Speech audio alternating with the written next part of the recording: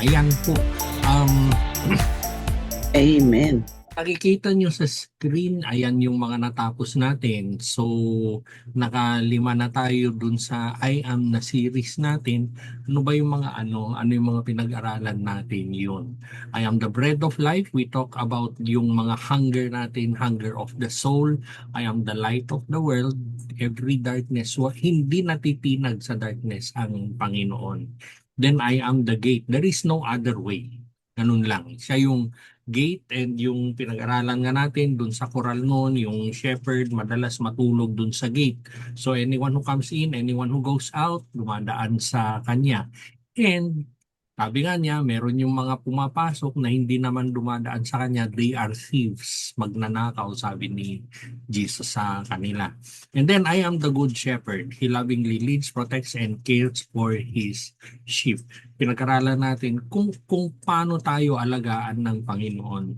And then last week, I am the resurrection and the life. Yun nga, He has power over death and offers eternal hope. We focused last week especially dun sa eternal hope. Merong binibigay si Lord na hope sa atin, and that kind of hope is eternal. So, itutuloy natin yung series natin tonight. We have two more tonight and one more. And then, after that, simulan natin yung ating Psalm 23. Nakita ko yung libro ko ng Psalm 23. So, yun yung aaralin naman natin for the succeeding weeks.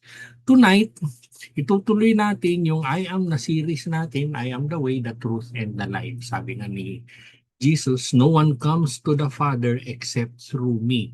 So, para siyang connected dun sa di ba?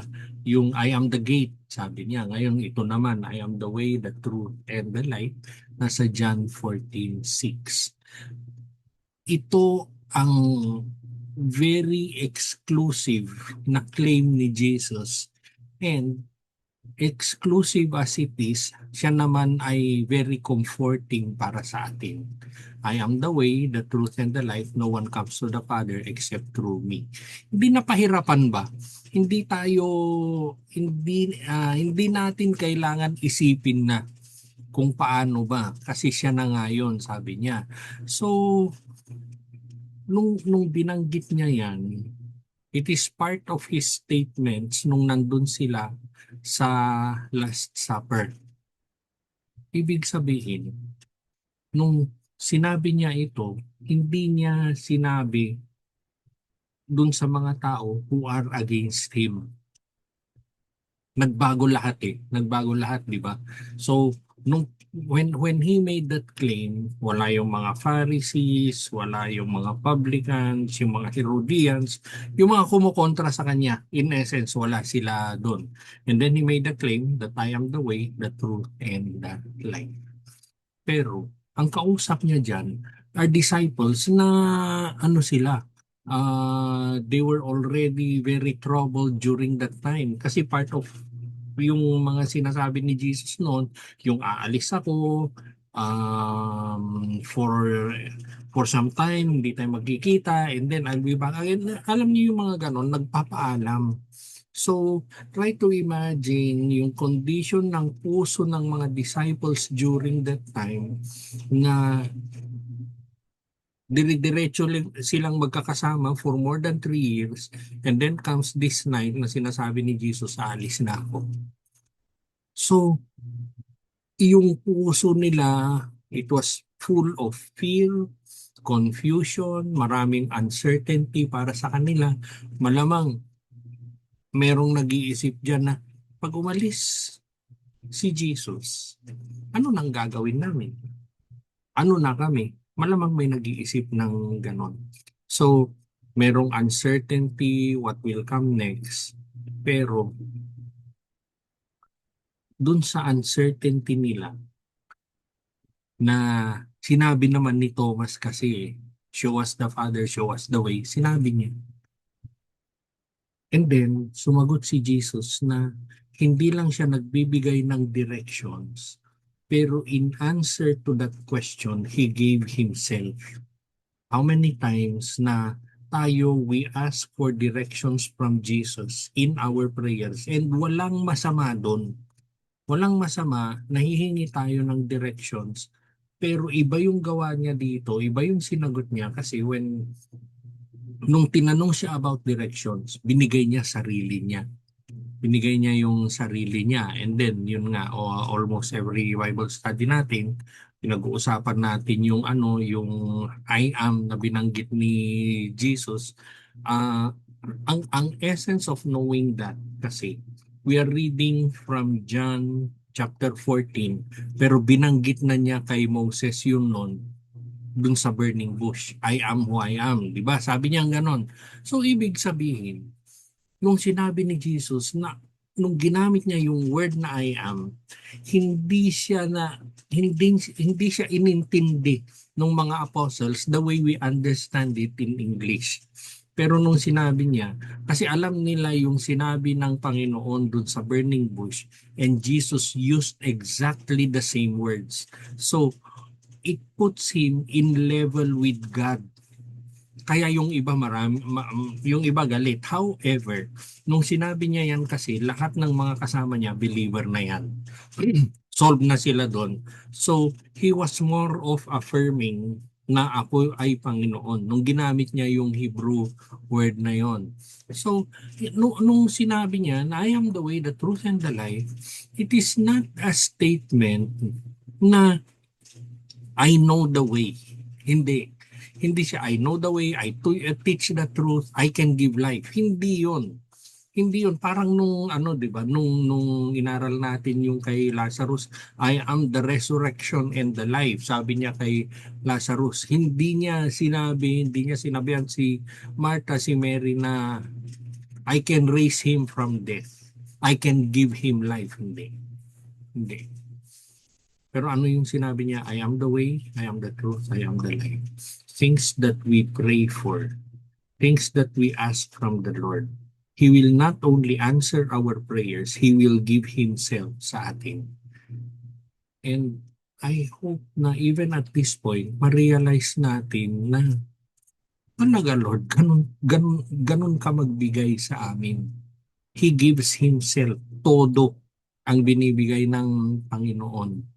And siya lang ang pwedeng magbigay ng statement na ganyan. He is the only one who can make that claim. Lahat tayo, we search for direction, we search for certainty and hope. Ayaw natin ng tsamba, di ba? Kaya nga gumagamit tayo ng Waze, gumagamit ng Google Maps, meron kang pet na app sa mga yan. Kung ano yung ginagamit mo, you have reasons of doing that. Bakit? Kasi we look for direction, we look for certainty, we look for hope. We look for hope. Kung minsan, hindi nga kung minsan, madalas ginagamit ko, maski alam ko yung daan, naka-on yung Waze sa amin.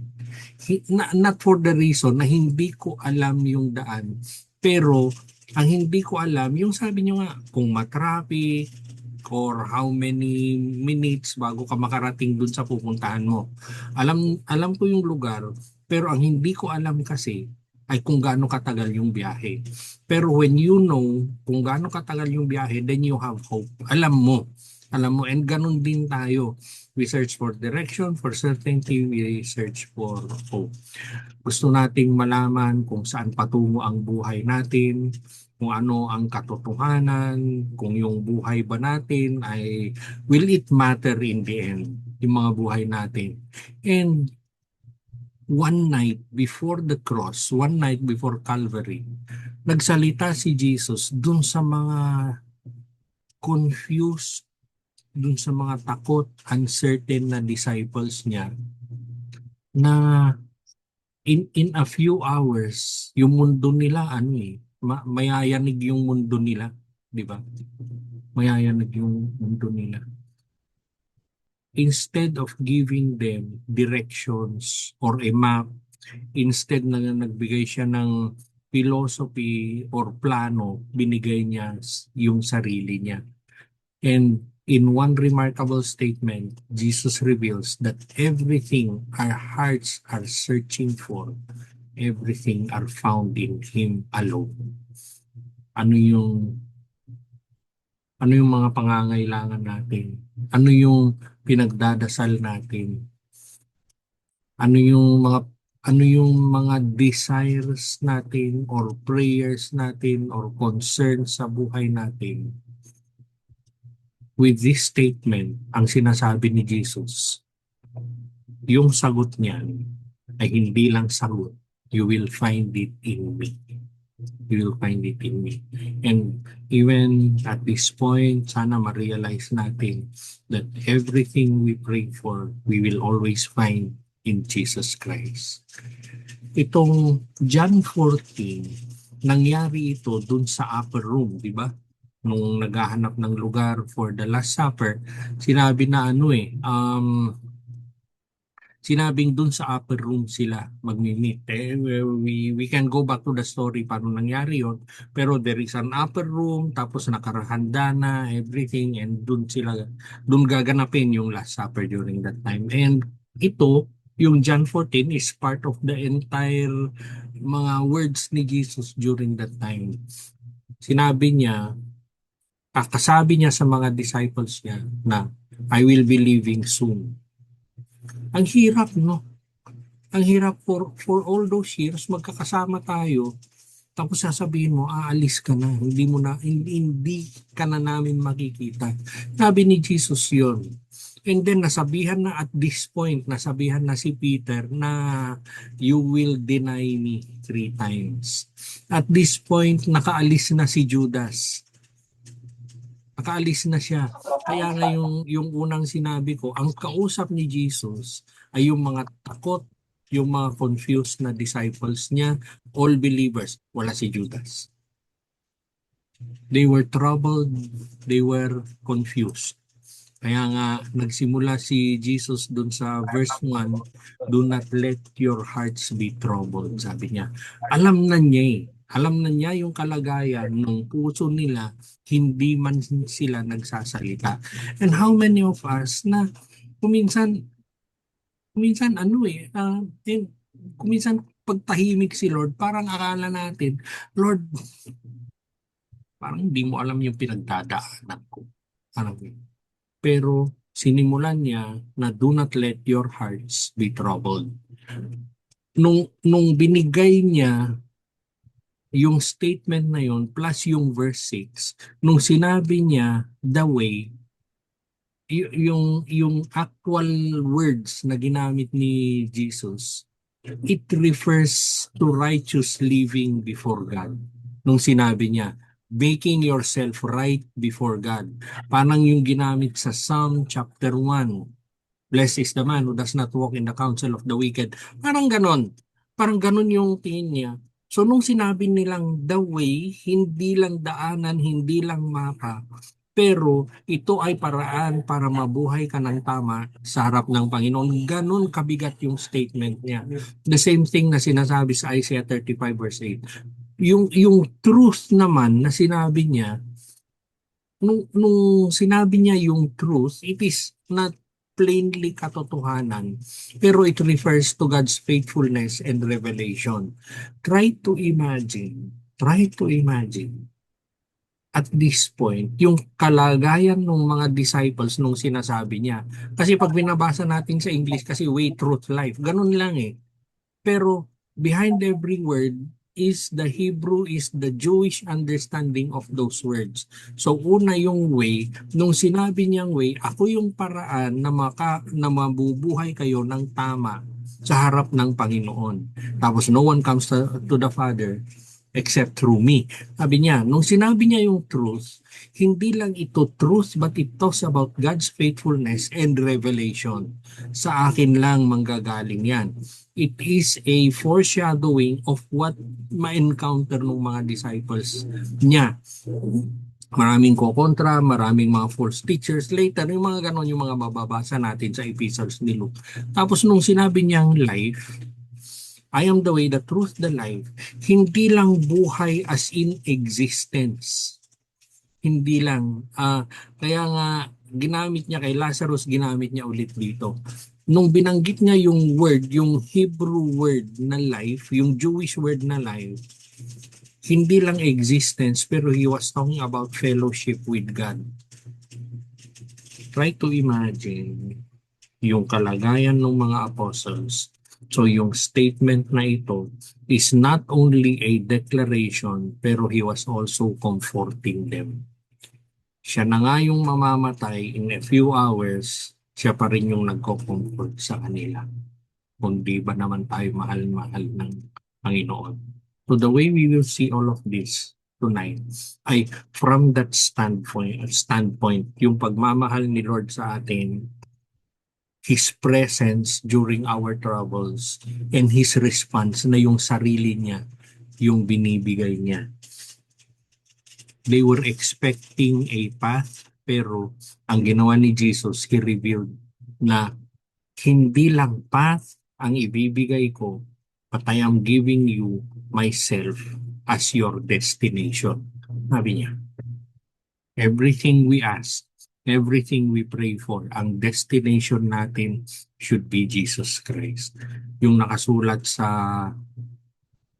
ano yun, First Peter ba yun or First John, yung sinabi niya na if you pray according to the will of God, He will surely grant your prayers. If we pray na ang destination natin, destination nung hinihingi natin ay ang Panginoon, He will surely grant our prayers.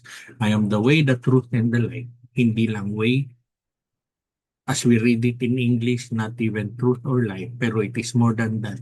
Pero in the end, ano yung sinasabi ni Jesus? I am your destination. Una, Jesus is the only way to the Father. Sabi nga, di ba?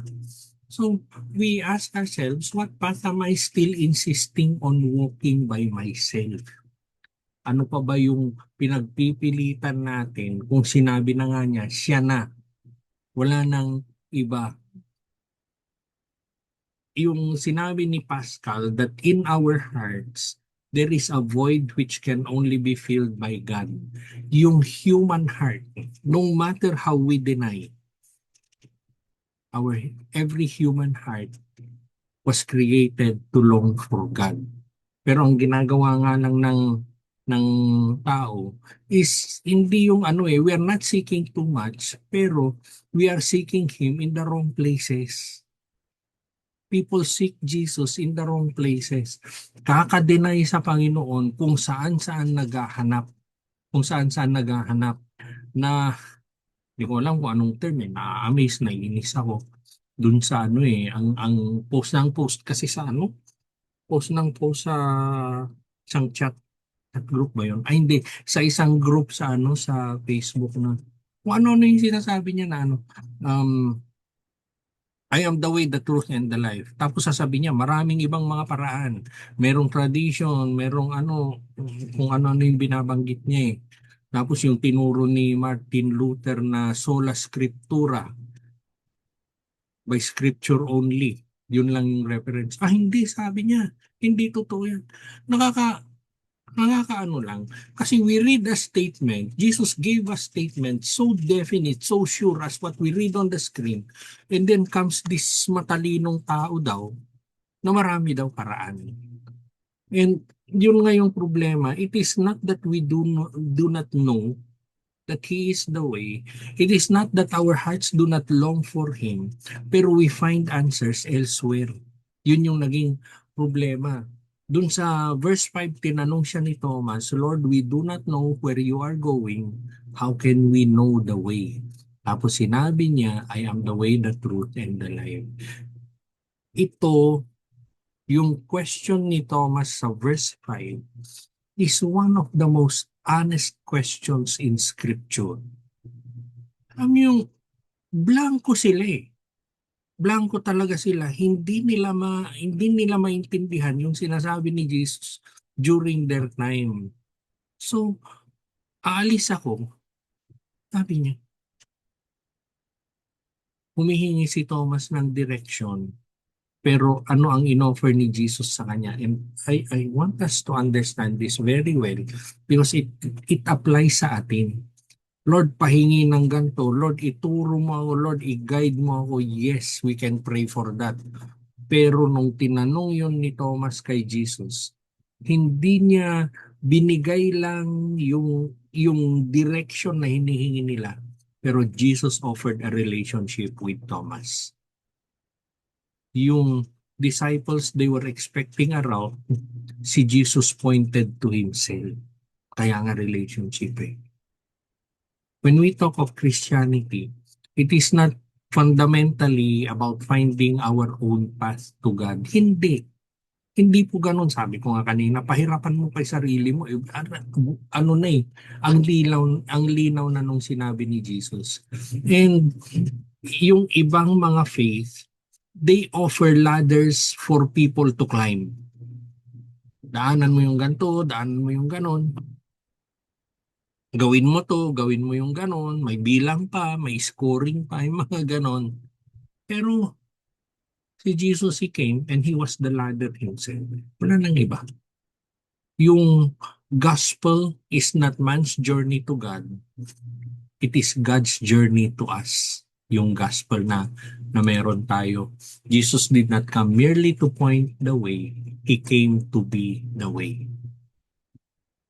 Maging let us be honest to ourselves na lahat naman tayo, we want Jesus, pero we want Him to walk beside us while we choose our own path. Meron na tayong everything we ask, everything we pray, meron na tayong premeditated answer, meron na tayong premeditated way kung paano masagot yung dasal natin. But we still want Jesus. And there are times, very often, sasabihin natin, may tiwala tayo sa Kanya. Pero, pag dumaan na ang uncertainty, ang challenge sa buhay natin, magde-default tayo sa sariling wisdom natin. We search for security in plans, finances, relationships, experience, control. Naghahanap tayo ng kasiguraduhan kasi doon. Kasiguraduhan ang hinahanap natin. Try to imagine yung mga yung mga disciples, yung kalagayan nila. Sabi ni Jesus, I am the way, the truth, and the life. And maybe at the back of their minds, they were thinking, how could this be so sure? Although sa kanila, meron silang exposure kay Jesus kasi. Pero ang challenge kasi sa atin ngayon, alam natin yung I am the way, the truth, and the life. Pero ang daming nagkiklaim, sounding good, sounding well, that I can show you the way, I can give you truth, I can lead you to life. Yung deepest question probably ay hindi yung do I know the way. Ang deepest question para sa atin ngayon, sa kalagayan natin ngayon, is am I willing to follow Jesus when His way is different from mine? Paano kung yung gusto natin o yung paraan natin ay hindi tumutugma dun sa paraan ni Jesus? Paano kung yung nagawa nating paraan, na plano nating paraan, merong security, merong sureness lahat dun, pero yung paraan ni Jesus, parang blanco ba? Sino yung masusunod? Sometimes, sasabihin natin, wisdom kasi yun, yung sa atin. Wisdom nga ba? Baka self-reliance yun. Sometimes we call it caution. Nag-iingat lang. When in fact, it is actually fear. Sometimes, sasabihin natin, planning. Many are the plans in a man's heart, so we plan. Minsan, we call it planning, pero actually, it is our attempt to stay in control. Nasaan tayo dun? Yung buhay natin, when we stop asking Jesus to bless our path and surrender everything of ourselves to Him, pag tinigil na natin, when we stop, ang point na sinasabi ko, no? Minsan kasi, we plan, pero taliwas na kay Jesus, we plan kung ano-ano yung gusto natin. Tapos sasabihin natin kay Jesus, Lord, i-bless mo yung plano ko. Lord, grant me success dito sa plano ko. Yun yung gusto kong sabihin. So, parang kinasangkapan lang si Jesus para ma-bless ba yung plano natin. Eh hindi kasi ganun eh. Hindi siya ganun. When we stop asking Jesus to bless our plans but instead surrender to His plan, dun magsisimula yung totoong buhay, yung tamang buhay natin. Minsan hindi tugma talaga eh. Ang layo eh. Ang layo talaga eh. Pero kung ano yung paraan ng Panginoon, we can always surrender sa plano niya. And maybe today, baka tinatanong tayo ng Panginoon, ano yung area ng buhay mo that you are still trying to lead by yourself. Baka pwede mong isurrender na yan kay Lord. Kasi, the greatest obstacle to following Jesus, hindi naman ignorance kasi, pero it is the unwillingness to let Him lead. Marami yung umaayaw kay sa Panginoon. Tapos yung dinadahilan ba na yung maging Kristiyano kasi ang daming bawal. Pag sinabing ang daming bawal, ayokong gawin yung ayokong sumunod sa bawal na yan kasi gusto kong sumunod sa sarili ko. Ganon. Kaya sasabihin nila maraming bawal sa pagiging Kristiyano. Hindi po yung bawal, pero yung gusto nila sumunod sa sarili nila. The question is not whether Jesus knows the way. The question is whether I am willing to follow Him. Tanungin natin ang sarili natin, where am I looking for direction Amen. apart from Jesus? Amen to that, Pastor. Saan po ba? Saan po ba?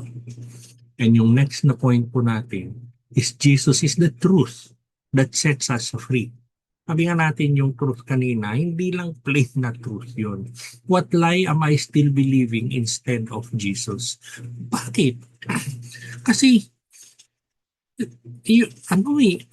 yung mundo natin ngayon, and it grows by the day, yung availability ng options, opinions, narratives, ang daming kung ano-anong boses yung naririnig natin all around us. And yung puso natin still longs for something that is solid. Ang daming ang daming sources na malilito ka talaga. Malilito ka doon sa mga maririnig mo, mababasa mo, mapapanood mo, ang dami.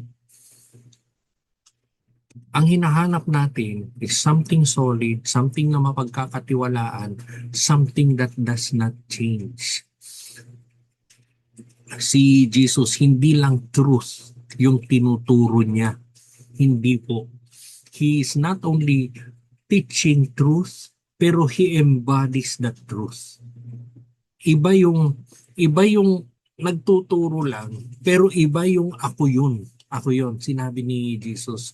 And everything God wants us to know about Himself, it is perfectly revealed in Jesus Christ. Kaya nga si Martin Luther, sola scriptura. Sinabi ni Martin Luther, dito nang galing actually yung tinuturo niya yun. Everything na gusto ng Panginoon na malaman natin, it is perfectly revealed in Jesus and recorded in Scripture. Anything more, kasi marami pa, hindi natin kakayanin. Hindi po. And when we look at Jesus, we see what God is like. Nandun sa Book of John yan na pag nakita mo ako, nakita mo yung Ama. Pag narinig mo ako, narinig mo yung Ama. Kung tatanggapin nyo ako, tinanggap nyo yung Ama. Ganon. So, pag nakita natin si Jesus, nakikita na rin natin kung ano yung character ng Ama. Compassion, holiness, justice, mercy, love. Makikita natin yon. And truth is not merely correct information. Ito na. We look at truth as information, correct information. Yes, it is, pero it is not only that. Based on John 14:6, truth is ultimately a person. And the more closely we walk with Jesus, the more clearly we see the reality. as it truly is. Iba yung magiging pananaw mo, iba yung pagiging intindi mo kasi aligned ka dun sa intindi at pananaw ng Panginoon. Malabo man sa mundo, malabo man sa mundo, pero susundin mo pa rin si Jesus. Bakit? Kasi nandun yung kanyang favor, nandun yung kanyang shalom, nandun yung kanyang everything about Him. Presensya niya nandun. So, ganun kahalaga yung sinabi niyang I am the truth. The truth is not something we master. It is someone to whom we surrender. Pag pinag-usapan ang truth. Marami sa ating ang struggle natin ay hindi lack of information. Pero ang nag-i-struggle tayo kasi there are voices that we might continue believing na hindi na si Jesus yon. Matagal na meron kaming dinidisciple ni Do na matalino kasi sobrang talino. Sobrang talino siya na graduated with honors. Tapos yung katalinuhan niya, pinag-aagawan siya ng mga university sa Amerika na magturo doon. Inayawan niya raw yun lahat. So, nandun yung ganun siya katalino. Tapos, magsishare ako ng scripture sa kanya, magsishare ako ng explanation. Ang dami niyang sinasabi. Kasi, sabi ni, sino na nga ba yun? Sabi ni, hindi ako magbabanggit.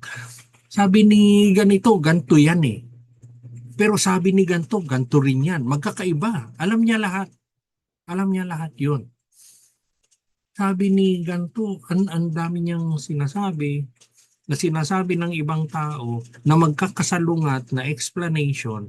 Ano yung pinag-uusapan namin? John 3:16. Pinag-uusapan namin, ang dami niyang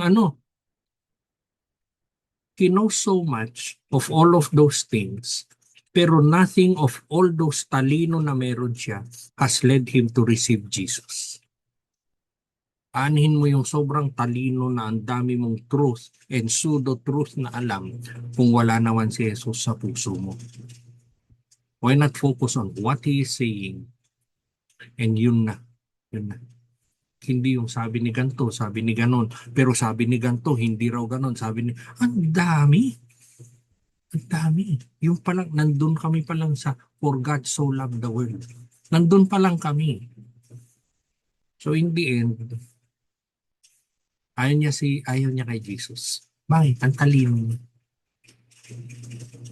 And mahirap na nga yung iba-iba yung sinusunod mo. Mas mahirap naman siguro yung pinakinggan mo ang lahat except si Jesus. Minsan, hindi lang yung things that are external, yung voices na pinapaniwalaan natin, pero sometimes it is the voice of fear, the voice of shame, the voice of disappointment. Kung ano-ano eh. Ayaw mo kasi takot ka eh. Ayaw mo kasi nakakahiya. Ayaw mo kasi ganito na yung nangyari nun eh. Ganito na yung nangyari nun. Kaya ayaw yung ganon. And sometimes it is the voice that whispers na merong magsasabi sa'yo, merong bubulong sa'yo na Jesus, Jesus ka pa lang. Nakalimutan ka na niyan. Or voices that will tell you na hindi ka na magbabago. Or hindi na siya magbabago. Or voices na akala mo ba may kasama ka dyan sa problema mo, mag-iisa mo dyan. And sometimes it is our failures that try to define us. Yung kalaban, hindi yan nagsisimula sa obvious na kasinungalingan. Pero nagsisimula siya in things that we think they are true. He starts with things that we might believe in. And pag inulit-ulit long enough yan, those lies begin to feel true sa atin. Nagsimula sa maliit na boses, pero narinig mo palagi na wala na ang Panginoon, yung kasinungalingan na, yung pinapaniwalaan mo. Kaya nga si Jesus, He does not merely give truth, He calls us to Himself. Dito ka, dito ka. No one can snatch you from my hand, sabi ni Jesus. Huwag yung puro talino, huwag yung puro takot and everything, dito ka. Kasi, parang yung ginawa ni Mary, when we sit at His feet long enough, yung mga kasinungalingan na akala natin totoo, they will lose power sa buhay natin. It is only in staying and sitting and devoting ourselves to God na hindi mo man maipaliwanag ang lahat, pero nandun ka sa Panginoon, then mawawala yung mga kasinungalingan na yan. So yung tanong, it is not simply, do I know biblical truth? Hindi na. Maraming nagpapakadalubhasa sa Biblia eh. Pero the deeper question ay, what am I believing in my heart that Jesus says is not true? Ano yung pinagpipilitan mo pa rin? Pero alam mo na sinabi na ni Jesus na wag mong paniwalaan yan. Realize natin yun ngayong gabi. Realize natin yun. Hindi lang binibigay ni Jesus yung truth, as in fact, binibigay niya yung sarili niya sa atin. And maybe tonight, si Jesus, ini-invite niya tayo to lay down a lie that we might have been believing, that we have been carrying for years, and we replace it with the voice of Jesus Christ. Very subtle mga yan. You will find joy dun sa mga binubuksan mong website. You will find comfort dun sa nakikita mo sa cellphone mo. Art lang yan. Akala mo totoo. Very subtle. Pero hindi hindi totoo pala lahat mga yun. The strongest voice in your life will shape the direction of your life. Ano yung napakalakas na boses sa buhay mo? Ano yung lagi mong pinapakinggan? Ano yung ano yung ano yung amazed na amazed ka? Ano yung lagi mong gustong makita, marinig, mapanood pag binuksan mo ang TV ng ang cellphone? Baka yun na ang nagbibigay ng direksyon sa buhay mo. They are not necessarily bad, but they might take yung attention, yung focus natin sa Panginoon. Then the good will turn out to be bad. What lie have I been believing that Jesus wants to replace with His truth? Ano na? Huwag natin sayangin yung Bible study natin ngayong gabi. Then Jesus is the life our souls were created for. Sinadya kong i-craft yung statement na ganyan. Kasi I am the way, the truth, and the life. Babalik na yung buhay ko. May isip natin si Lazarus. Binuhay niya si Lazarus. Pero bakit? Bakit niya tayo create? Bakit niya tayo binigyan ng buhay? Bakit niya ni-restore yung mga ni-restore niya sa Bible? Bakit siya nag-heal? Yung woman caught in adultery? In the end, ano yung mga sinasabi niya? Ano yung mga sinasabi niya? Huwag niyo nang ulitin yung mga ginawa niyo. Ayusin niyo na yung buhay niyo. Why? Because Jesus is the life our souls were created for. Pag yung buhay mo, ni-restore man ng Panginoon, pero lumihis ka pa rin kay Jesus, ayaw mo pa rin sa Kanya, sayang ang restoration. Mawawala rin yan. What am I depending on to give me life apart from Jesus? Ano yung pinagkakatiwalaan natin? Many people are alive physically, pero they feel empty spiritually. They feel so empty spiritually. Something is missing, something deeper, something eternal. Sabi sa Ecclesiastes, God has put eternity in every human heart. And marami ang nagdi-deny sa eternity na yon, marami ang naghahanap ng eternity na yon apart from God. Kaya maski ano yung gawin nila, kulang. Si Jesus, hindi lang siya yung giver of life, He is life Himself. Yung ino-offer niya yung ino-offer niya na life is hindi lang ito yung life after death, pero it begins now. It begins nung tinanggap mo si Jesus. It is the joy of knowing God. Hindi, hindi, hindi natin mamaliitin, pero hindi yung blessing yung dahilan. Pero the joy of knowing God and the joy of belonging to Him, yun yung joy na dapat meron tayo. It is the peace and the joy of being reconciled with Him. Ito yung security that you belong to Him. Ito yung confidence that even death cannot separate us from His love. Ano pang hahanapin mo? Anhin mo yung sobra-sobrang daming physical blessings. Pero ang joy natin is knowing God, being reconciled with Him, belonging to Him. And then susunod si blessing. Seek first His kingdom. Kaya nga sabing ganon eh. Yung deepest need of the human soul ay hindi po success. It is not wealth. It is not achievement. It is Jesus. And until we find Him, yung hearts natin will always and always be restless. Our hearts come alive when they find their life in Jesus. Maraming believers, love naman nila si Jesus. Pero bakit parang ang hirap? Bakit parang pagod, nakakapagod? Hindi, hindi dahil kulang yung ginagawa nila, pero they are carrying more than Jesus ever asked them to carry. Marami silang mga pasanin, marami silang mga bagahe na hindi naman, na sinasabi naman ni Jesus na hindi mo dapat karga-karga yan. Cast your burdens upon me, sabi ni Jesus. Ba't kailangan mong dalhin lahat yan? Hindi to, yun? They fill their schedules, ang daming mga activity, and they are proud of it. Pero bakit nakakapagod? They chase accomplishments. Proud na proud sila pag ang daming laman ng calendar nila. Proud na proud sila pag ang dami nilang nagagawa.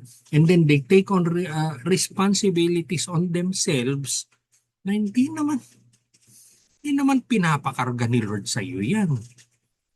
Tapos sasabihin pa nila, ganito yung schedule ko. Ganito yung kailangan kong matapos para kay Lord. Really? Sinabi ba ni Lord na gawin mo yan? And then they are so particular with numbers na pag hindi nila naabot yun, patay. We keep moving because slowing down might force us to face what is happening inside us. People want to keep moving, gusto nila punong-puno yung schedule nila, kailangan merong gawin dito, kailangan this week, ganito lahat yung matatapos. Bakit? Kasi if ever they would slow down, yung pag-slow down nila, it will lead them to face kung ano yung totoong nangyayari sa puso nila. Instead of facing yung nangyayari sa puso nila, sige, kakarga na naman ng schedule, gawa dito, gawa ng ganon, biyahe dito, biyahe doon, kausapin ito, kausapin yon. Hindi naman will ni Lord yun eh. Wala nang ang Sabbath eh. Hindi na will ni Lord yun. Tapos sasabihin pa nila para kay Lord. Hindi po. Beneath the busyness, many hearts are quietly asking, bakit ganito empty pa rin? Bakit ganito pagod pa rin? Bakit ganito parang ang layo ni God? And ang mahirap kasi dyan, pag nilagay natin sa level ng leadership, dinadamay mo yung mga nililid mo. And the answer is not always yung we need more activity, hindi. Sometimes we simply need more Jesus. Dami mong gustong gawin. Si Jesus lang naman ang kailangan mo. Kaya nga nung sinabi niya, I am the way, the truth, and the life. It was not only way, truth, and life. He was offering Himself. Ako yung kailangan mo, sabi ni Jesus. And lahat tayo, we were never created to draw life from ministry, from success, from approval, achievement, pati yung pag-serve natin. We were never created to draw life from all of those. Those are all good. But we do not draw life from that. We were created to draw life from Jesus. Si Jesus lang. Pinag-usapan na natin ito noon pero pag-uusapan uli next week. Yung branch does not struggle to produce fruit. Yung bunga, nakakita na ba kayo ng puno, ng halaman na pag mamumunga, hirap na lumabas yung bunga? Hindi po. Pero fruit is always an excess of life. There is so much Jesus in you that you bear fruit. And unless you're bearing fruit, there is not enough of Jesus in you. Hindi po. Kaya nga yung nasa John 12 yata yun, John 12 or 13, na ano yun, it is about bearing fruit. Next week na lang. Yung unahan. Oo. It is about bearing fruit, pero puntahan nyo. Yung mahal kayo ng Ama if you bear fruit. Ganon. Pero in bearing fruit, hindi mo pinipilit. Pero in bearing fruit, it is an excess of life and there is so much of Jesus in you that you bear fruit. Hindi pahirapan. Hindi siya pahirapan, hindi siya pinipilit. Kung minsan yung mga leader, ganun sila. Kausapin nila yung mga yung mga nililid nila, you must bear fruit para mahal ka nila. Hindi po ganun. Hindi po ganun. Pero, when we talk about the branch that bears fruit, one fact which is very important is it is always connected to the vine. Kung hindi siya connected sa vine, wala siyang fruit. And maybe today, gusto ni Lord tignan yung mga schedule natin. Maybe today is reminding us na you don't need to do more. Maybe today, ni-invite ka ni Jesus na come closer to me. Come closer to me. Sit with Him, rest with Him, find our life in Him again. A soul disconnected from Jesus may survive for a season, but it cannot truly flourish. Am I truly living for Jesus' life, from Jesus' life, or merely relying on my own strength? Pag-isipan po natin lahat yan ngayon. I am the way, the truth, and the life. Sabi nga ni Jesus, ano ba yung pinag-usapan natin tonight tungkol sa way, truth, and life? Jesus is the only way to the Father. Jesus is the truth that sets us free. And Jesus is the life our souls were created for. Yun, pwede mag-break out room. Simpleng tanong, which part of Jesus' declaration do you need most in this season? Way, truth, life, and why? As which part of our Bible study had the deepest impact on you? Pakipicturan po, hindi ako nakapagbigay kay tita. Please. Yun, ito na po yung rooms natin. We have 20 minutes. Thank you. Thank you, Sheila. Thank you, Shinero mo yun. Anyways, magano ulit ako. Nung binabalikan ko kanina yung John 14, nung sinabi ni Jesus na I am the way, the truth, and the life, hindi yan, kasi minsan yung iba kasi ginagawang parang slogan lang ba yung ganon, and hindi yun yung binibigay niya sa mga disciple niya, binibigay niya sarili niya. And siguro yun yung kailangan natin ngayon, na hindi lang better answers, better plans, better kalagayan ng buhay natin, pero ang kailangan natin si Jesus. Pag nawawala tayo, He is the way. Pag confused na tayo, He is the truth. Pag nakakapagod na, He is the life. yung invitation ni Jesus ay hindi lang to believe certain facts about Him, hindi po. Pero yung declaration niya kasi is to trust Him, na magtiwala tayo sa Kanya, we walk with Him, and we remain in Him. And then we will discover na ano yung He is the one who is seeking us all along for the longest time. And yung kamay niya, inaabot niya na tayo for the longest time. Alam natin yung verse na to, memorize nga natin to eh. Pero let it be an invitation for us tonight na ayun, kung saan ka nagpupunta, pero nandito lang ako. And sana yung inaabot niyang kamay sa atin, tanggapin natin, abutin natin. Sometimes we have so many reasons na hindi natin tanggapin. Sabi nga natin kanina, we plan, tapos ipapabless na lang, hindi po, baliktarin na natin yun ngayon.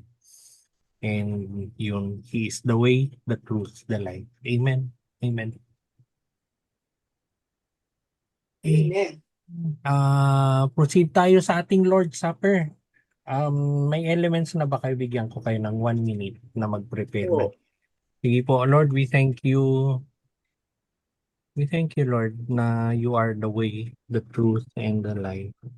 Lord, lahat ng mga to, you said these words and all the rest before Calvary happened, Lord. But tonight we will recall yung sacrifice na ginawa niyo po para sa amin. Scripture says, "For I received from the Lord that which I also delivered to you, that the Lord Jesus on the night in which he was betrayed, he took bread. And when he had given thanks, he broke it and said, Take it, this is my body which is broken for you. Do this in remembrance of me." Lord, we recall that sacrifice in Calvary tonight. Panginoon, ah, dito po yung confidence namin, nagbigay ng confidence sa amin to believe in what every promise that you tell us, God, and every word that you say, ito po yung patunay na pwede namin pagkatiwalaan. You died on that cross, but you rose from that grave. And because of that, we can trust you, Lord. Thank you, Lord. You are the way, the truth, the life. We partake of the bread. In the same manner, he took the cup after supper, saying, This cup is the new covenant in my blood. Do this as often as you drink it in remembrance of me. Lord, we thank you for your new covenant, Panginoon, your covenant of grace, na maski gaano kalayo kami nakarating, we can always come back to you. Salamat, Panginoon, na mahal niyo po kami. Salamat, Panginoon, that you gave your life for us. Thank you, Lord, that you even heal us, Lord. And we accept, receive that healing even tonight. Panginoon, it is by your stripes that we are healed. And many of us here, Lord, may daladalang sakit sa katawan, may daladalang sakit sa puso, sa pag-iisip, Panginoon. In the name of Jesus, I declare healing tonight. Let it happen tonight, yan. Let it be, Lord, that by your stripes we are healed tonight, Panginoon. And as we do, Lord, we recall Calvary and we thank you and we worship you for that sacrifice. But we thank you that you rose from the grave. You are God. Amen. We partake of the cup. For as often as you eat this bread and drink this cup, you proclaim the Lord's death until he comes.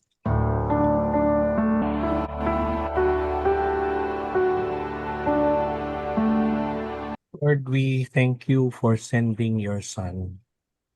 Salamat, Panginoon, binigay niyo sa amin yung inyong anak to reveal who you are and to bring us home to you, Lord. Lord Jesus, we thank you that you are not merely a guide who points the way, but you are the way itself. We thank you that you are not merely a teacher of truth, but you are truth itself. We thank you that you are not merely a giver of life, but you are life itself. Panginoon, patawarin niyo po kami dun sa mga pagkakataon na iba po yung naging source namin ng direction, ng certainty. Iba po yung source and definition namin ng fulfillment. Turuan niyo po kami, Panginoon, na magtiwala, na mas magtiwala pa sa inyo, Yes, Lord. sumunod sa inyo, that we will follow you closely, Lord, Yes, but we Lord. would love you even more completely. When we are uncertain, help us to walk with you, Lord. Yes, Lord. When we are confused, help us to listen to you. Yes, Lord. When we are weary, help us to rest in you. Yes, Lord. Lord, we pray that our lives continually point to the beauty, the sufficiency, and the glory in Jesus Christ. Thank you, Lord, for each one who has responded to your call tonight. Would you bless them in a special way tonight? Would you reveal yourself even more to them tonight? Speak to them, Lord. Speak to them even in ways that they could hear you and that they would devote their lives even more to you. Bless them, Lord. Bless their households, their families. Lord. Bless them with peace, with completeness. Bless them with love. Bless them with joy that is only drawn and found in you. In the name of Jesus we pray. Amen. Amen and amen. Amen. Thank Amen. you. Amen, Pastor. Thank you po. Thank you Thank po. you.